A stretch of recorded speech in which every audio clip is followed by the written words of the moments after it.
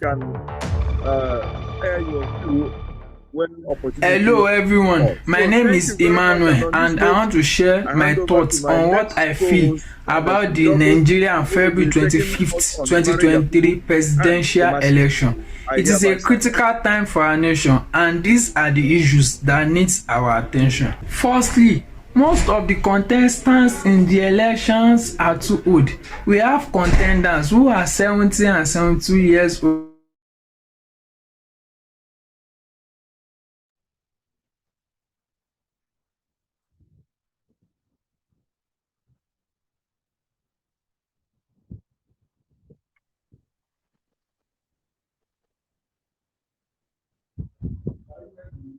Yeah.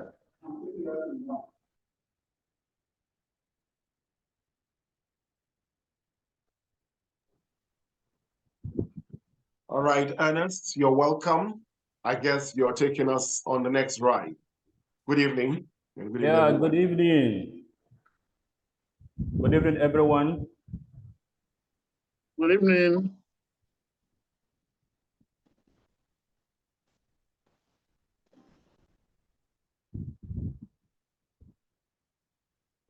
Good evening. Right. Can you all hear me? Yeah, I can hear. Good evening, sir, and good to have you on the show. Yeah. Okay. So far, it has been an interesting show. Our guests have spoken well. The discussion has been going smoothly, and in fact, a lot has been said about the February 25th, 2023 elections in Nigeria. This is the anniversary. But very importantly, in my opinion, I think we may be missing something.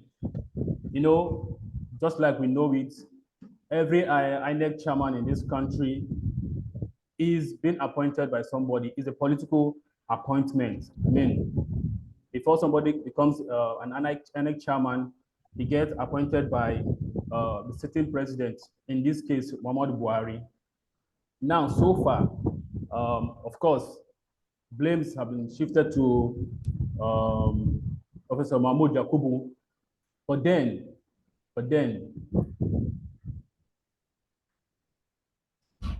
little or nothing is being said by the man who appointed him and who also assured us in 2022 that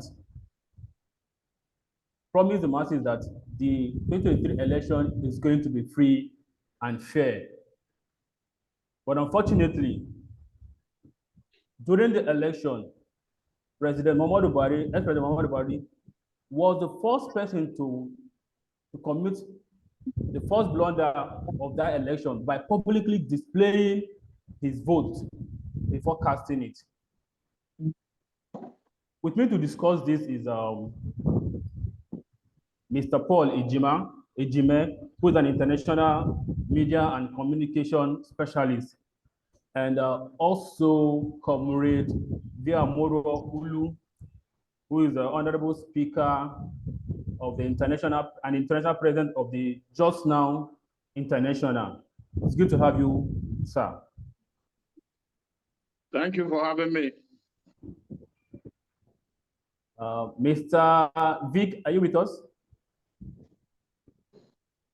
Thank you too. It's a pleasure being here.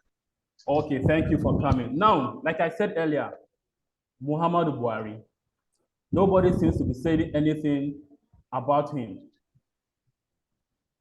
He appointed or reappointed Professor Yakubu as the INEC chairman, and every blame seems to be shifting to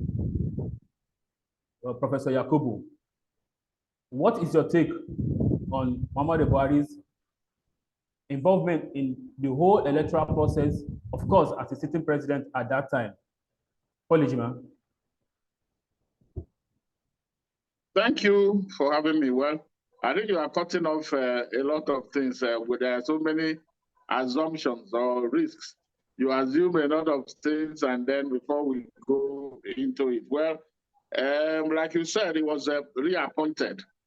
Remember that he wasn't the one that appointed him, appointed Professor Yakubu Mahmoud. But you are just singling out, you have just isolated. There were the Nigerian election of 25th of February, 2023, year today. There were so many, complicated factors to it. Just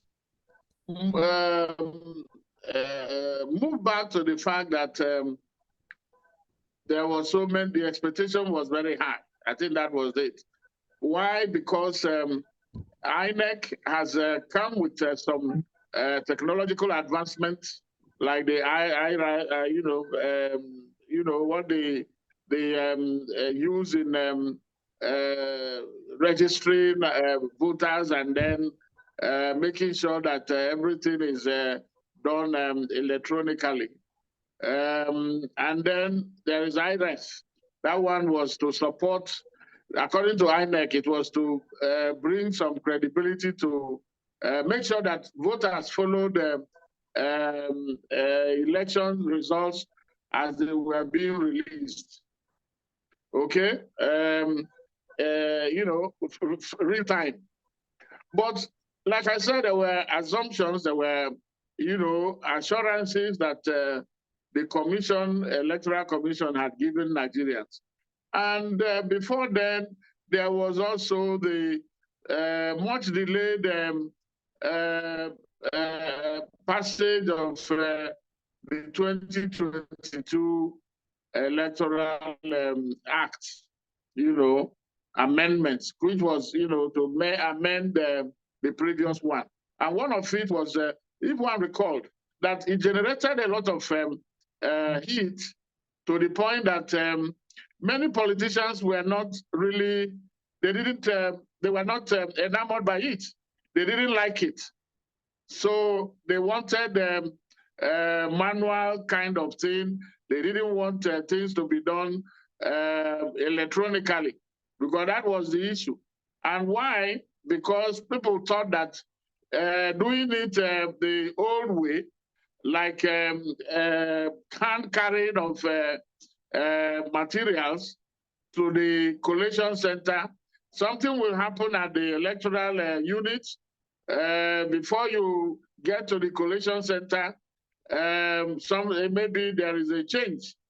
But INEC had assured Nigerians that there will be the uploading of results from polling units up to the INEC portal, IRS, where everybody can see it. So that was the challenge that the Commission promised, that they were going to do that. But on the day of the election, it didn't happen that way. And it took INEC some time to come out and say that there was a glitch in that uploading. Meanwhile, they remember that there was a Senate and a National Assembly election that also took place. While those two were able to be uploaded, only the presidential was not uploaded. And that raised some questions. As a communication person, my response, by the time INEC came up with this own response, was that there was the issue of crisis communication management. Nigerians, since they have been assured and that this was going to happen, if it didn't happen, INEC, that time lag that it took INEC before it came out to say there was a glitch, was enough for rumor mongers to go to the field. Those who have theories, what do you call them, theories that whether false or true, were able to come out. And remember that we're also in the social media era, where news travel faster. So it was difficult for some people to believe that what INEC said. So there was trust issue, and that is what INEC has carried as a body that is responsible for the conduct and supervision of elections. Now, you now bring in the issue of the person who appointed or reappointed the INEC official. That is one area that the electoral law has not addressed. After every election from 1999, there have always been a post-mortem where commissions were set up to look at, review what happened at every major election, the presidential election, leading to the Uwe's commission and, all of it. And some of them have suggested the fact that the appointment of electoral officers or commissioners, particularly the head, should not be should not be done by it can be done by the presidency, but let there be some external involvement, independent panel to vet all the applications like it's done in a place like Ghana and other places where people will apply and then candidates will be screened and then before the appointment. But here, in the case of, as we have it in the law is still that the presidency has a lot, like in many places. Nigeria's presidential system gives too much powers to the president. And that is one area, that is one of them. So unless and until you change the law, that is, nothing has changed in that area. So the issue of appointment and then the loyalty of the person who has been appointed will continue to remain a question, because of the way it is. But if it changes, then there will be some changes. And then, so what has happened? You say that people are now blaming only the INEC chairman, but nothing is being said about the man who appointed him. Well, I think that is how people see politics in Nigeria. One can tell you that the political class, the politicians, political actors are the major problem of politics in Nigeria. And then of election. Election is just one aspect of what do you call it, the democratic practice. But it does not equate to good government, but at least it's a pillar because it offers voters the opportunity to change their leaders, once maybe every 4 years in the case of Nigeria.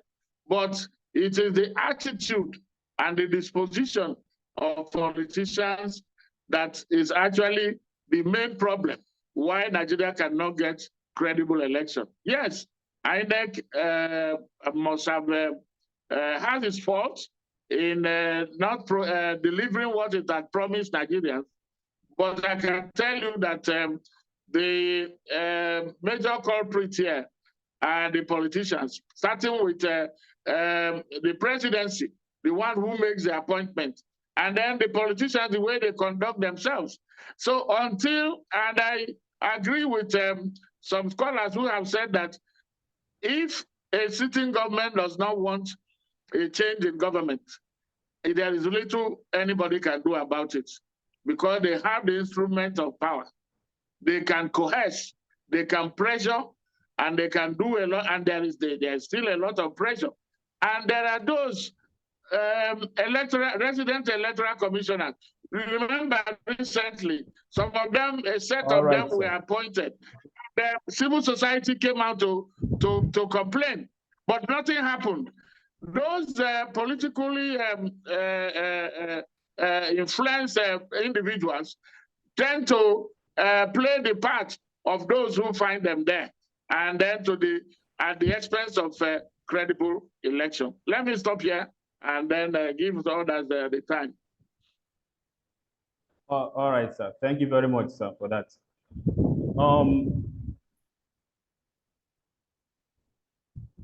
Mr. Pam? Right here, sir. Okay. Do you have something to add to that? Yeah, no, I was just trying to maybe still ask Ejime or probably Vik-Morrow their perspective. And the question is very straightforward. In what ways has the power of incumbency, which is Buhari, played in particularly the 2023 presidential elections, the outcome of the election? Let Vik-Morrow take that.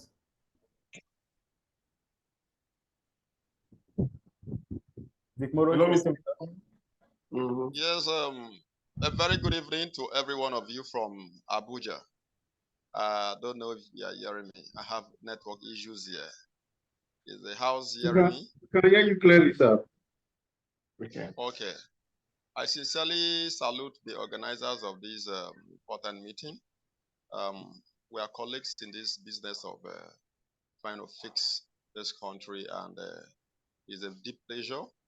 And I want to say something a bit different from the conventional. Well, the topic offered that I'm taking on is Buhari, Yakubu, and the masses.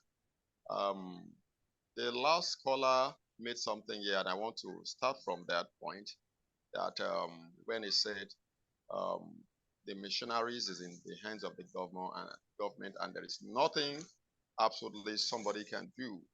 I beg to differ from that position, because fact remains, I am not disregarding your point, but you see, why we are gathered here is because we believe that something can come out of this situation, and that is why we have to continue in this business. I would like to say something here, but as I'm talking, I just want to be sure the house is hearing me, so I don't speak to myself. I have issues of network here. Sorry once again, is the house hearing me? Yes, you are very audible, sir. We can hear you. Yes, we can hear you. We can hear you. Okay, this is a point.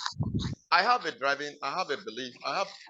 belief system here, and it is anchored in the point that the powers of the people will remain greater than the people in power. That is my belief. That's my driving force. That's my guiding principle, and I stick to that to the end of the world. Now, as we speak, I want us to understand that if we do not have a mindset to change the future because of the condemnation of yesterday, then whatever I am doing and what you are doing amounts to nothing. Because this set of people we are talking about are reasoning anti-clockwise. While we are reasoning this way, they are going this other way. But I want you to understand that we have seen 99 in this part of the world. We are not afraid of 100. They have shown us how election is rigged. They have shown us all the shenanigans and everything. It is left for me and you to see that the damages and the condemnations of yesterday is our driving force to fix the future and ensure that we save the political soul of 2027. If we do not anchor our mind and our understanding to make sure that as we have fallen, we pick something from the ground, then it means that everything we are doing here is just an academic exercise. And I do not want to be part of academic exercise if the implementation is not put in place. They have shown us how to do the rigging. They have shown us everything, or rather how they do the rigging. I think what we should be doing is how we can ensure that everything going forward should be channeled on how we can save the political soul of 2027 from being rigged, from being mastermind. Let me tell us something. You mentioned about Yakubu here. Yakubu has no business as long as this matter is concerned. He that pays the piper, he takes the tune. We must first of all look at the institutionalization of electioneering process. Why is it that the Nigerian leaders are greater than the institution? Why won't the election be rigged? Why won't the day of election be postponed? Have you ever had that election in America and Europe and other places where most of you are postponed? No, because they have institutionalized that day. Just like as a Christian, the Bible says at the end of the 6th day, at the 7th day, the Lord rested, which means it has been impressed on us to also work for 6 days and rest on the 7 days. It is a system, and we must find ourselves in that light. Let us also look at how we can make everything humanly possible to engage this institution, establish that understanding that the institution must remain greater than the people. If the institution is greater than the people, who the hell is Yakubu to run the biddings of the president? It's not possible. It's absolutely not possible. We're also looking at the topic that also incorporates the masses themselves. I want to beg you.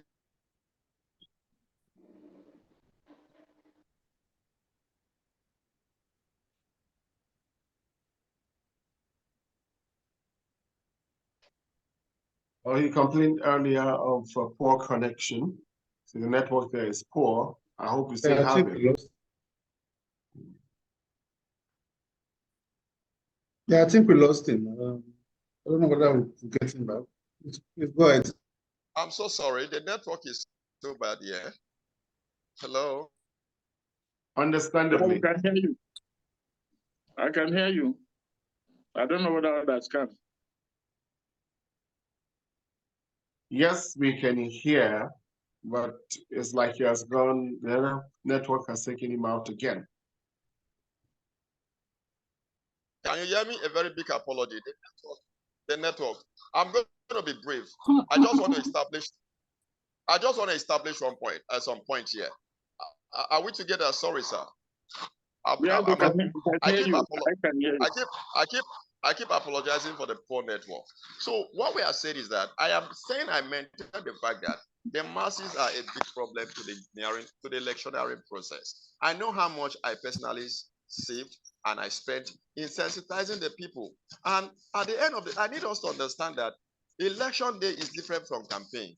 I am forced to understand that in reality, that election day is another set of its own, is another situation of its own.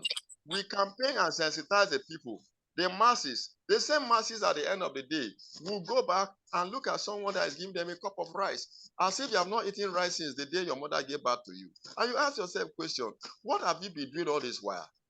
Are you understanding me? We have idolized these people. The masses are the problem. They have idolized these people and made these people behave like a god.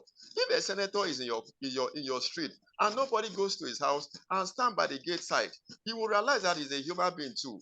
But by the time 10 people are cleaning up every second and minute, the man mentally start behaving like a god. The sensitization is the problem remains with the masses. When the masses supposed to have, if Tinubu is saying that it is my turn, for him to say it is my turn, it means there is an understanding somewhere. It therefore implies that both the Labour Party and the PDP ought to have also looked internally and said that if this guy is really saying it's my turn, then let us go and see how we can hold the system to ransom.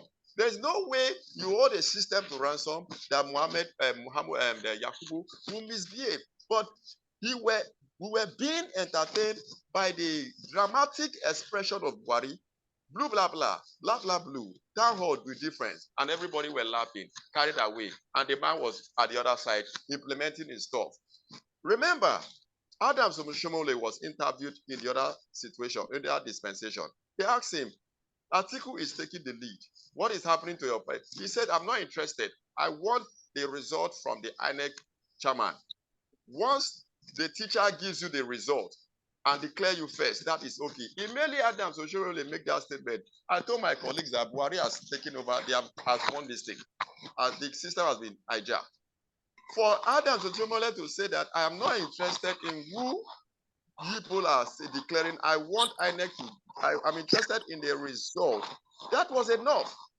Are you understanding me? And for Buhari, for Tinubu to say that it is my turn, and all is emphasizing is my turn. Whereas the masses were carried by dramatic expression and a cup of a grain of gari, a grain of salt, and all of that, instead of them to look at how they can hold this situation, hold the system in ransom, were carried away by the dramatic expression. I am here to tell us, if we want this country to be saved, let us make sure that all energies is channeled towards how to make sure that the INEC is not hijacked. That is just it. Making sure that the INEC is not hijacked. And I'm telling you, we are going to raise the movement as soon as possible to let those that have interest for 2027 understand that going forward,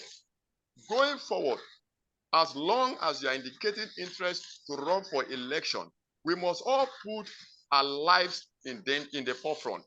We must put our lives in the forefront and make sure that the electioneering, the empires, the electoral empires, they should also see themselves as being both alive or dead. Making sure that we hold the system to ransom. We ensure that the INEC is not manipulated. Our energy should be channeled towards how INEC cannot be manipulated.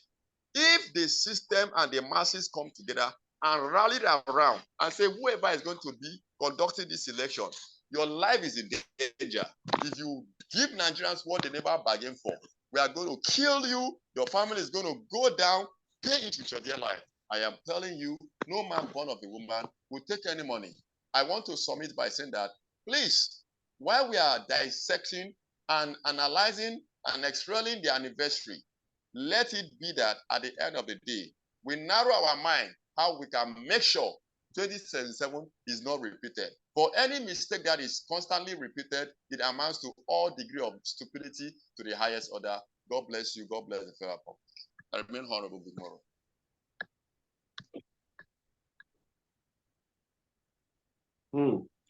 Thank you very much, Vik-Morrow, for that detailed, encouraging perspective. Yes, you did mention something about, Yakubu not really being the problem, but the problem being the people. And I think I'll push this to Paul Ejime. Yes, it's a democratic regime, power of the people, for the people, by the people. Do the people know that the power is actually theirs? And if not, why don't they know? Paul Ejime? Yeah, big Pam Junior.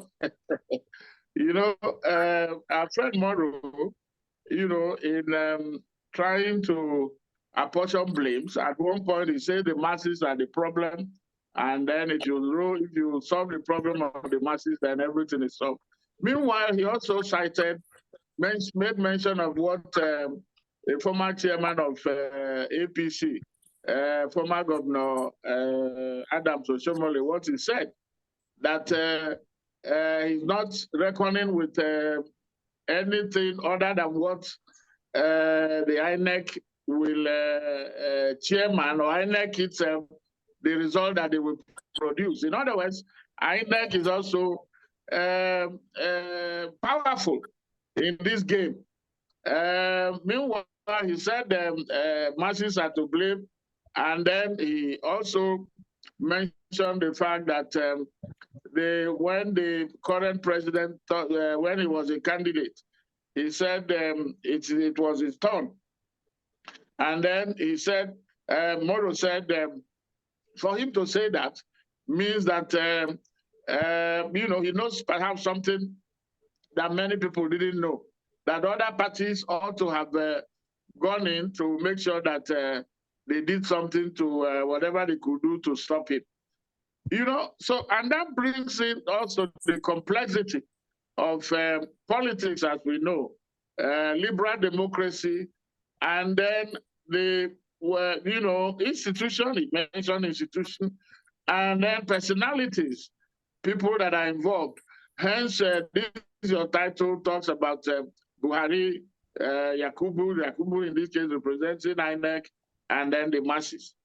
But I will say that, and then he said, we must be careful not to repeat, not to allow the mistake of 2023 to be repeated in 2027. I will say here that I agree with him that there has to be some transformation. There has to be attitudinal change. Hence, I was telling you that it is the exposition, the disposition, what the political class, what they bring. And political class in this case, it means the presidency, it means those in the National Assembly, it means all those that are politically exposed. And then you can also add the institutions, parliament, and then the judiciary. We have seen the role that the judiciary has continued to play a very damaging role in some cases with the kind of judgments that they are given. Some being based on technicalities, or some courts or courts of equal jurisdiction, giving different interpretations of on a given subject.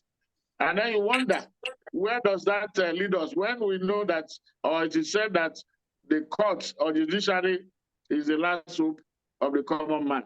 So this is a hybrid, this is the labyrinth of issues that we need to look at. And I will say, for us to, the masses cannot just move on to the streets. We are not in the, you know, Roman era, where people, you go to the market square or the village square to take decisions. We have what we call the Constitution. We have electoral law that are drafted by the people, and then they play by that rule.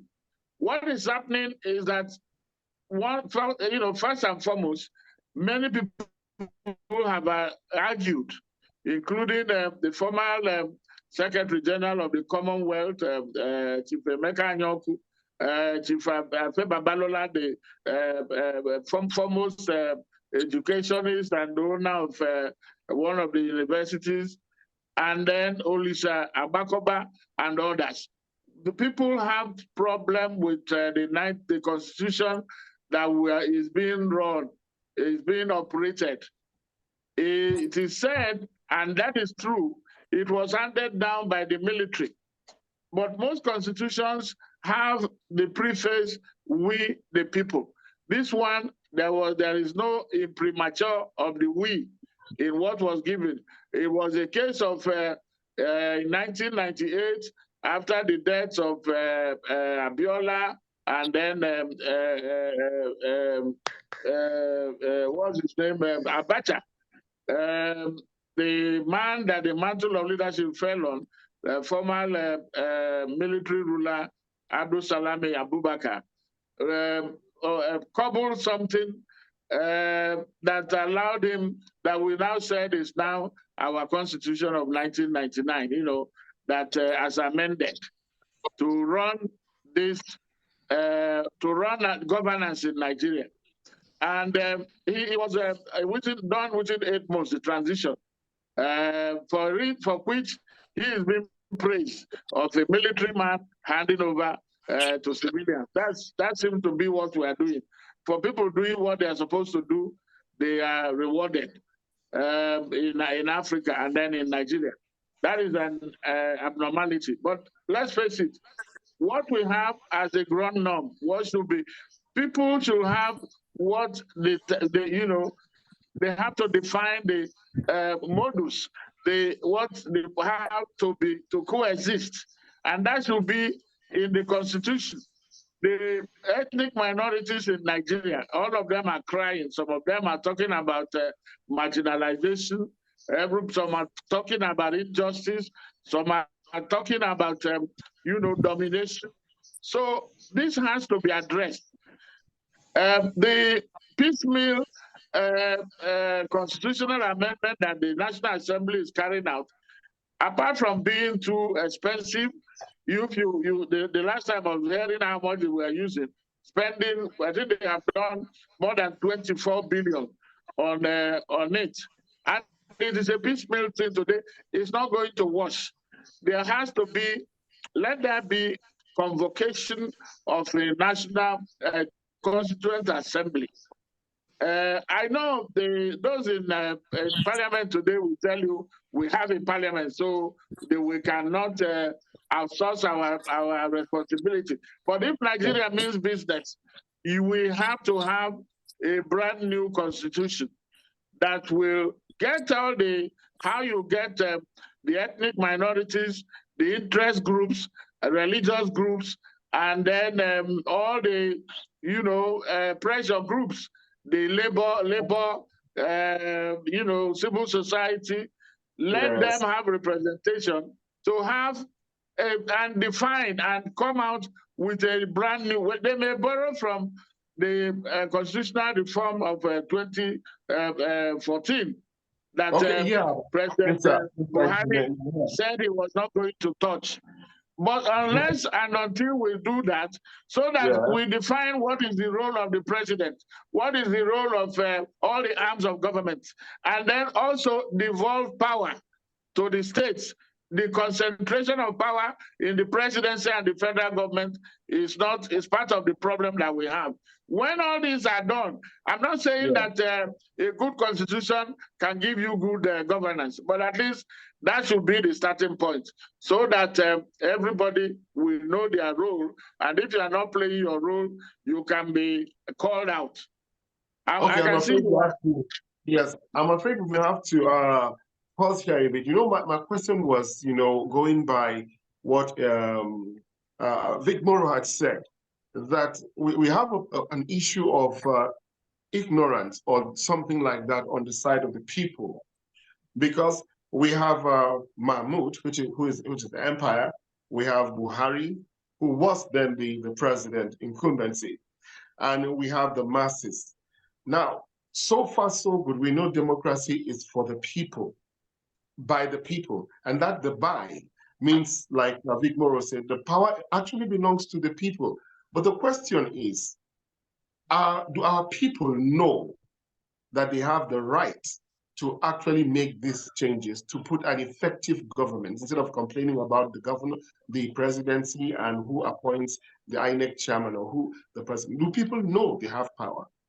If not, what should be done? Please, can I come in briefly? Okay, Vik-Morrow. Yes. Please, I want us to appreciate something here. Yeah. You see, one of the things we must appreciate is that we are a developing democracy.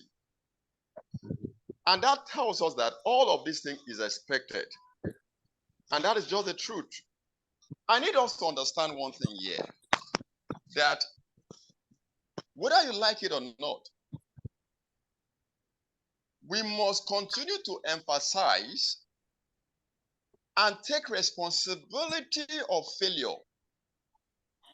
When you cease not to recognize that you have failed in a thing and you keep pretending, you are heading to unprecedented colossal damage. In Adamawa and Abia State, to be candid, to be briefed, we all witnessed how the people stood up in Adamawa and said, to hell with you. This is who we voted for. They manipulated this thing, Jesus Christ of Nazareth. They manipulated it. But when the people rose and they said, this is what we want. Life, dead, this is what we want. I tell you, the system had no choice but to allow peace be. You came back to Abia State. They manipulated to bribe the commissioner, the INEC commissioner. The lady says, no money can change this business. I'm going to declare who they want. Why? Because the people stood their ground. The day we rise up to say enough is enough, the system would align. There is nothing, whether there is constitutional amendment or there is no constitutional amendment, the conscience amendment is the supremacy of life. The Bible says, and when the people gather to build for themselves an empire to go to heaven and see what is happening, Bible says they moved because they had one mind. Did God have to look at it and say, what are these people up to? Let us come up with languages to stop this war. The emphasis is that they came with one mind. Nobody can convince me that the people do not have what it takes. The mentality of the people is so naive and very annoying. But we must continue to sensitize the people and make them understand that the Commonwealth belongs to us. And I'm begging us, please, let us channel all our energy to let the people understand that these people do not mean well. Let us save our future. Constitutional amendment without mentality is amounting to nothing. The man is telling you that it is my turn. We're supposed to have gone in. Obedient were busy going on the Zoom and the internet. Then Atiku people were busy doing this. Meanwhile, systematically and strategically, the people of Tinubu were looking at how to control the machinery that will deliver the result. I am begging us to please. The Bible says, be wise as a serpent and harmless like dove. Let us now be wise as the people of Tinubu to make sure that there is no way they will manipulate. And that is just what I want us to understand. God bless us.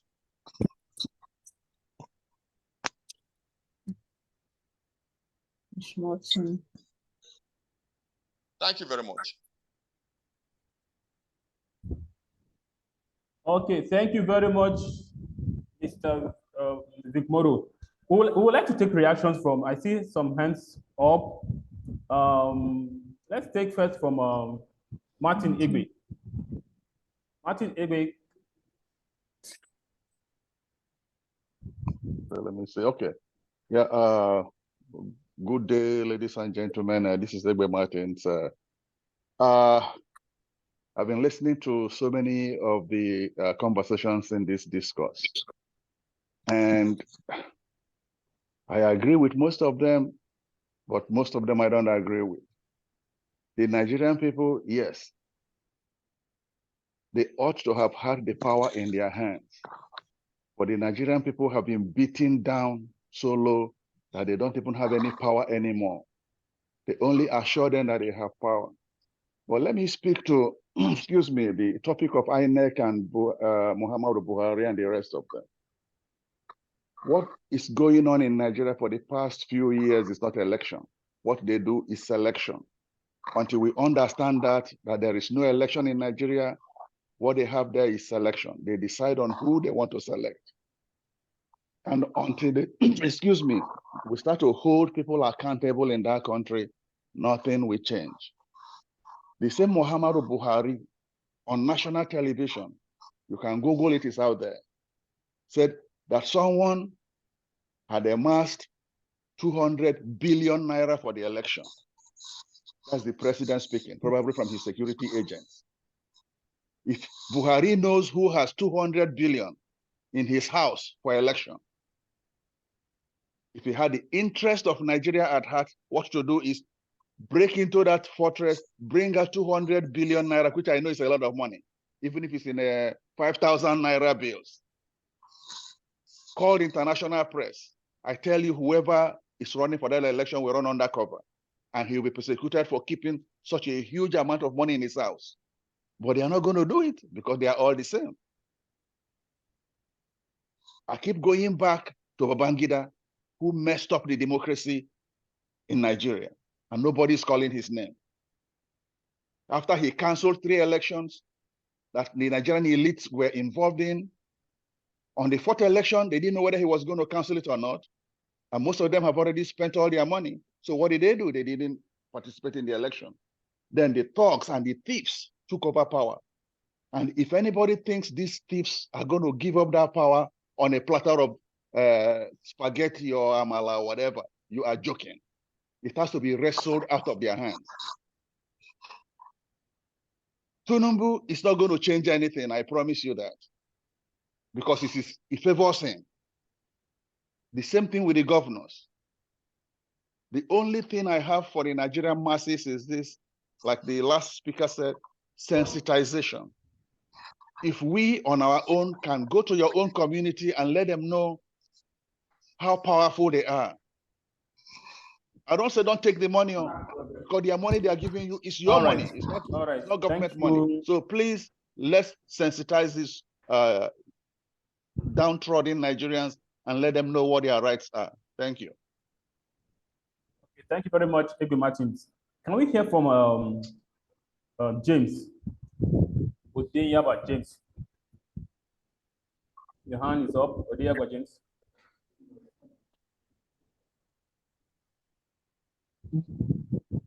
Thank you, my people. Thank you. Good evening. Please, my view in this democracy is that there is no how this country gonna be okay without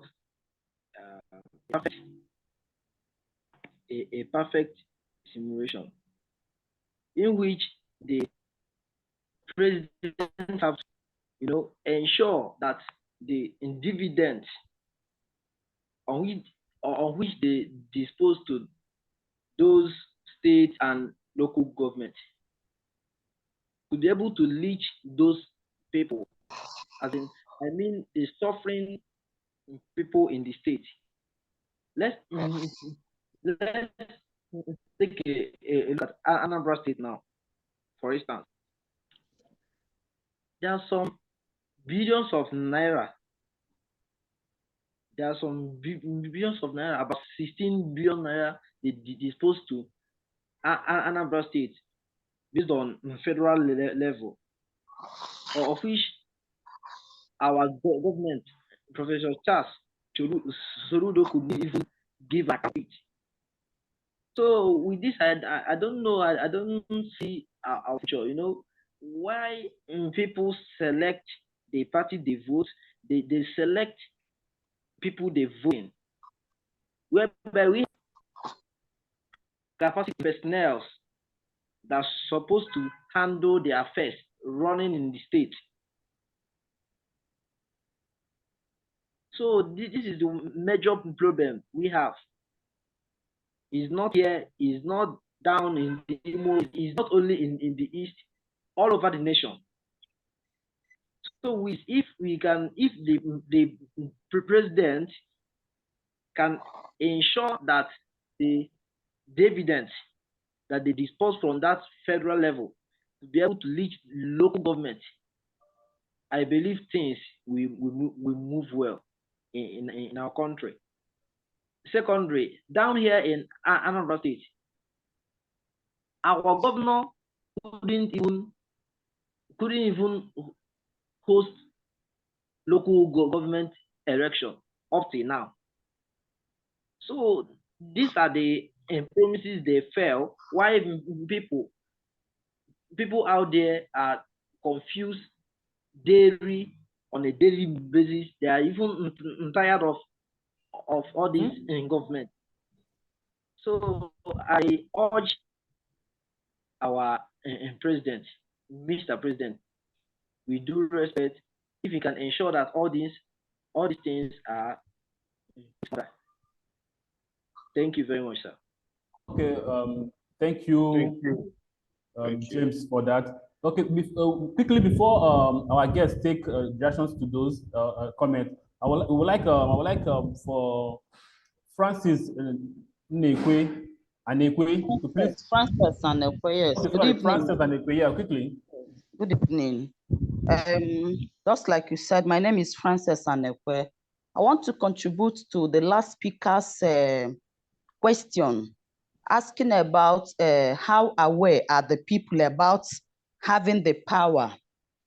I want to say to that effect that we need continuous voter education. Very important. The Bible said that my people perish because they lack knowledge. People, they lack knowledge about voting, the processes, how to prevent your ballot from being stolen and all of that. Because the last election, 2023, we had an experience in my locality. I may not be able to share it now because of your time. So we need for the INEC to continue to sensitize people. I know that there is an arm of the INEC that is in charge of voter education, in as much as we know they are not doing what they ought to be doing. They should go on. It's not until the election is close by that we do one shenanigan kind of a thing in the name of sensitizing the people. They should go on. It should be a continuous process because election is almost all the time. If there's no one by-election, there will be one inconclusive election to be concluded and all of that. There will be general election. There will be some states like Anambra State, our state, is not, doesn't have the same election calendar with other places. And so many of them like that. So to that effect, all we need that we correct the mindset of the people, because just like one speaker said, the democracy was destroyed by one man, and because of that, the elites left it for the thugs, for the rogues, for the criminals. People need to be reoriented so that they will come into politics. People that doesn't have bitterness at heart, they will come into politics and know that politics is not a matter of do or die. It's not a thing that when you are doing it, you're killing the other person, you're maiming the other person. No, it should be something that we do with the spirit of sportsmanship, spirit of love. And if there's no love in whatever thing we are doing, my brother, we're going to crumble. So that is to that effect. Another thing again, one of the speakers mentioned marginalization of the minorities. I want to come in. The Igbo nation is not a minority nation in Nigeria. We are one of the third largest nations in this nation, or in this country, Nigeria, but we are being marginalized. Quote me anywhere. For me as an Igbo person, if I want to travel outside of Nigeria now, I must either go to Lagos, to Kaduna, or to Abuja. What happens to my state, Anambra? Why can I not travel from Anambra, from Oka? Why can't I travel from Owerri? Why can I not travel from Enugu? That's number one. No seaport that is working here. They are trying to collapse our economy by all means. Even with their state-sponsored terrorists in the southeast, they're trying to collapse southeastern states so that we will become poor. But I thank God. God is not man. They can never bring us down because we are God's own people. No matter how they try to do it, nothing is functioning in the southeast. If you want to open an industry in the southeast, they will say no. Take it to Lagos, take it to Ota, take it to Abuja. Otherwise, they will be fighting you. That's why they collapse so many industries in the east. They take it to Lagos, they take it to Abuja, and they are complaining that our people are all over the place.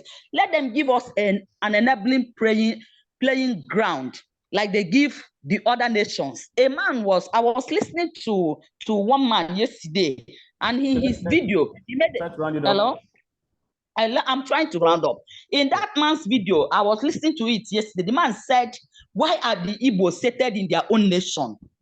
This is a nation. You said we are all one Nigeria. Why can you not give me the privilege you gave to an Hausa person, the privilege you gave to a Yoruba person? Is between the north and the west. The southeast are not there. We are not mentioned. Once you call an Igbo person, it becomes a taboo. My dear, until we do the right things, Nigeria will keep being in where they are now, or even worse state than they are now. Let us open our eyes. Let us see the truth and call it truth. Let us see lies and call it lies. We have the chance of giving a good person the state of affairs to manage for us, but we chose something worse. All right. So okay. Let us go with it. We are almost exceeding the time for this segment. Okay, quickly, I would like our guests to react to what has been said so far. Paul Ejime, if you are still with us. Yes. Okay.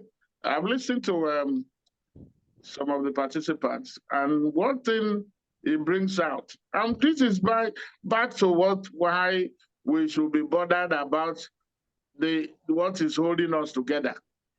Every country has it, whether we like it or not. Some say it doesn't matter. We can't be running on autopilot. We need something that will define our coexistence, and that is the Constitution. For now, Nigeria is being run not as a country, just a country, but not a nation, because there is no that sense of belonging. We don't have, many people are not, their allegiance is not to Nigeria. It is to their religion or their ethnic group, okay, or their political party. That is not how it should be. I think Nigeria will have to move us from country to nation, where it is the Constitution that will now define how we will be governed. And if there is any, infraction or bad behavior, we make sure that it is punished. I agree that there is a need for more voter education, in fact, political education. for everybody to know their rights and their, responsibilities. We tend to, every time it's about the right. But right goes with responsibility. How many Nigerians know that they have to pay tax? How many Nigerians, some will tell you where they are not paying because they cannot see what the government is doing. But it's the same masses that are the ones that are used every 4 years to legitimize this the aspiration of the political class. I have said they are part of the problem. When they don't want you to win an election, there's nothing you can do. Look at Imo State. You will not tell me that because they will deploy the instruments of states. The whole place will be militarized to make sure that they get the kind of result they want in an election. The people can shout and shout, there is nothing they can do about it. And even if they don't get it there, they will now they are doing it at the court. You know the expression, go to court. They are telling you go to court because they know they can buy decisions. So these are some of the things. When Nigeria was made up of regions, every region knew their rights. Money devoted. Look at now, what they do is that they share money to governors, the state governors, who decide who becomes a local government chairman or local councillors. That is what is happening. Because we concentrate on the center. What about the states? There is no local government in functioning. All they do is to share what the governor allows them to share. You hear some governors saying that they were the ones that paid the deposit for everybody that was running an election. What does that tell you? We have a provision for security votes that allows governors to steal the resources of the state. This is in the Constitution. That needs to change. That's why I'm talking about part of the transformation that we need to see should be about how we govern ourselves. That ground norm. To remove, for instance, remove immunity. If you are a governor and you have committed a crime, you can be tried. Look at some places where governors and former heads of state or anybody are being taken to and sent to jail. But here in Nigeria, you are given almost total immunity from prosecution. And then what is the need of this security vote that we're talking about? The same thing. And then the federal government carries some of the things that the state should be doing. And then state government is handling most of the things that the local government should be doing. And these are all in the Constitution. Until and unless we try that, we cannot get anywhere. And then the fact that Nigerians have to see themselves as belonging to a nation, not a country, a geographical expression, where your ethnicity or your religion is what matters, instead of your identity as a Nigerian. It is the Nigerian, of course, you say, you are a Nigerian first, but you are an Igbo, yes. You are an Hausa, a Yoruba, before you become a Nigerian. But you cannot substitute that. All of them are supposed to, one will dovetail to the other. So my brothers and sisters, let us, unless we get it right. Otherwise, if the 2027 election is also allowed to run on this same constitution that we have, I can assure you that nothing will change. In spite of all the political education that we may have, or in spite of the knowledge of the power that the voters have. Somebody has said that those who determine the results of election are not the voters, but those who count the ballot. Have we heard that? What does that say? It says that those who have the power, and that is the state, that is the president, that is the legislature, that is the judiciary. These are the politicians. They are the ones that count the votes. They are the ones that determine who wins, not the people who vote. because they have weaponized illiteracy, they have weaponized poverty to the detriment of the people.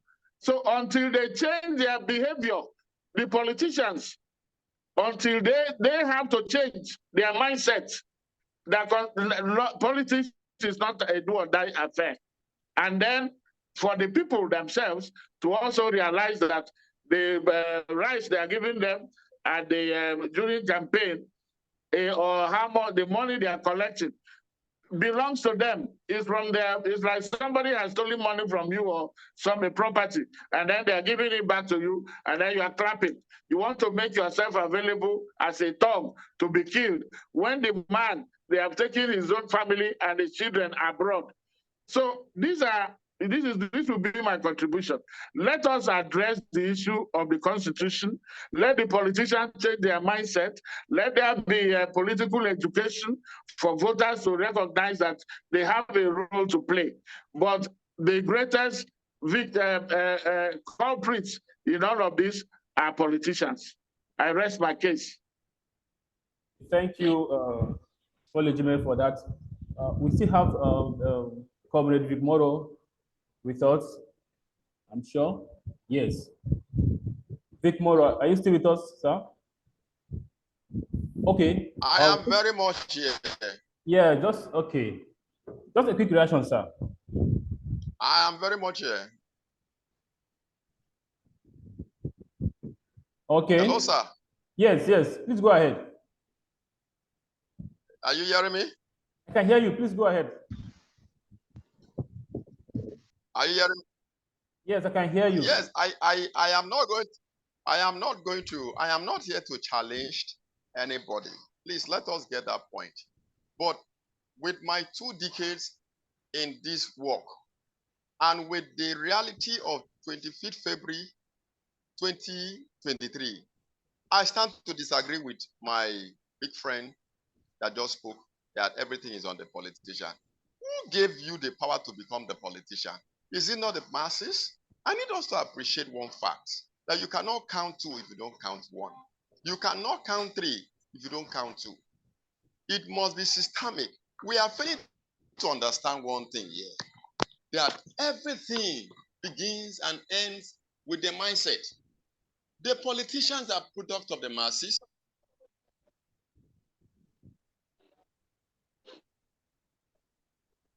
Okay, we seem to have lost him there. All right. Okay. Why we get back? I would like Mr. The politicians okay, are the product of the masses. The people just need to appreciate the fact that they have failed.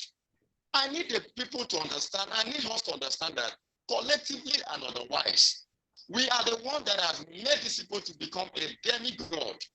And the day we cease to make them realize, become that demigods, they will align. The people are the reason why a senator will feel as if he's in charge of your life, because he's giving. All right. So we need to round up quickly because we are taking into the time of the next segment. But before that, I see Ugoweke hand is up. We'll quickly take your views and that of David Bolaji. Quickly, please. Okay, thank you so much, Mr. Moderator, and greetings, ladies and gentlemen. My name is Dr. Ugochukwu, and I'm one of the members of the BOT, Comrade BOT, and a consultant in social work, specialist in child protection and family safeguarding. Obviously, I came in late to this particular segment. I was meant to be here on time, but of course, I've got other things that I needed to address before coming in, so apologies for that. Since I came in about half an hour ago or thereabout, I've been listening to various contributions, and our 2 guest speakers have actually enriched this conversation by having somewhat divergent views about what is going on and what solutions we should prefer. But I would like to actually stand on the contributions made by Vik-Morrow. And one of the things that he has said that resonates with me strongly is the reactions and the reactions of members of the state of Adamawa and that of Imo State in relation to their governorship election. We all are aware how Hope Uzodinma, the current governor of Imo State, came to power. My understanding was that he was the third person in position in the election that brought him effectively to the court to power. But when that happened, nobody in Imo State reacted. We don't have the current or the 2024 governorship election in Imo State. Again, that was strongly manipulated, and results were written and announced in places where there were literally nobody. And what happened? The masses didn't react. However, contrast that with what happened in Adamawa State, where the masses stood their ground and said that actually this person that was announced by the court or by the judge was not the person we voted for. What happened? The system buckled and they gave in. What happened in Kano State, where they attempted 3 times to remove the elected governor from the party? I've forgotten the name of the party. What happened? The masses revolted, and in the end, the system had to give in. My point is that I think I would agree with the contribution made that the masses, the Nigerian populace, is the problem. The power actually belongs to the masses. However, what has happened over the years is that the masses have been indoctrinated and made to feel that they are not worth it, that they don't have the power. And how was this achieved? Through religious division, through tribalism, through poverty. These 3 arms of derogation is what the politicians have used to limit the powers of the masses. Now, we all know what the role religion is playing in Nigeria. You're a Muslim, you're a Christian, and why would we have Muslim ticket? Why wouldn't there be a Christian? All sort of narratives. And then the tribal issue is one of the major fundamental faults that Nigeria has. Why do we not have a nation state?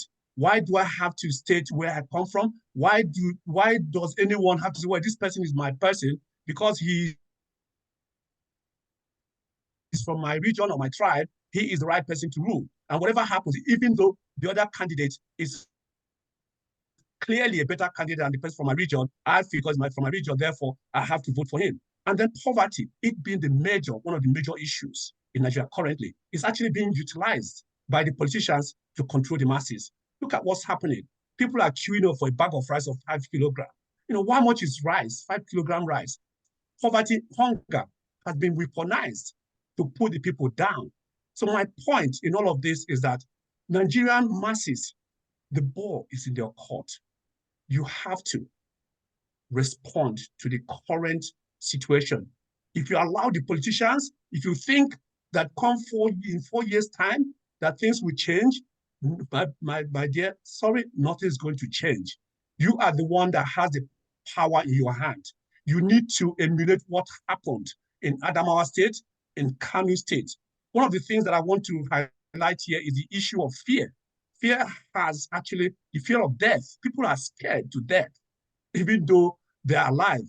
So when people want to revolt over what belongs to them or their rights, they're scared of being killed. Somebody has to sacrifice. We know about, if you go to the history of how the American independence happened, a number of people, 12 people sacrificed their lives. And they say, look, let it be. If we die, we die. We perish, we perish. What we want is an independence from the United Kingdom. And they signed the Declaration of Independence. What happened? They survived it. So why can't Nigeria take leave from those kind of movements? Why can't Nigeria take leave from what happened in Sri Lanka in the Arab Spring? Why can't Nigerians take leave? The reason is because people are so scared of death. And if you're scared of death, I'm sorry, you will not be able to conquer your fear. So I submit here my point in conclusion is that the masses, regardless of what Buhari did or Yakubu did, the power belongs to the masses. Until the masses rise up and take what belongs to them, we'll be going around this circle. Thank you. All right, thank you very much for that. In fact, I wish we can take more reactions. We have eaten so much into the time of other program. And coming up next will be the DGM video competition presentation. But by and large, this has been a very interesting discussion. In fact, I wish sentiments can be taken away from how the populace view Nigeria's situation. But then, we'll keep our fingers crossed. It's been nice having everyone here on this segment of the show, and I'll allow